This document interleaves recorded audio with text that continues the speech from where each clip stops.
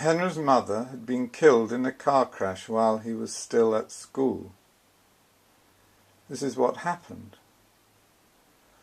A lorry had been driving steadily along a motorway, bearing a stacked load of corrugated iron sheets. Behind the lorry rode a man on a motorbike. The top sheet of the corrugated iron was loose, and it shook itself free and slid off the back of the lorry.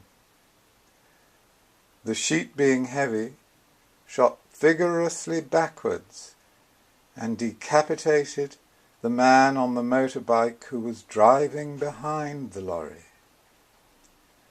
The lorry driver, unaware of what had happened, continued on his way.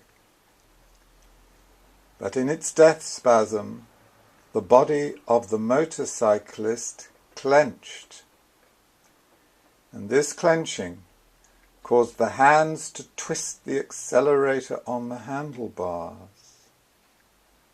The motorbike accelerated, therefore, and overtook the lorry. And the lorry driver, glancing out of the window, saw himself being overtaken by a headless motorcyclist. The shock of this produced a seizure. The lorry driver had a heart attack, and the lorry swung out of control, crossed the central barrier, and crashed into several oncoming cars. One of these cars was being driven by Henry's mother. She was killed outright.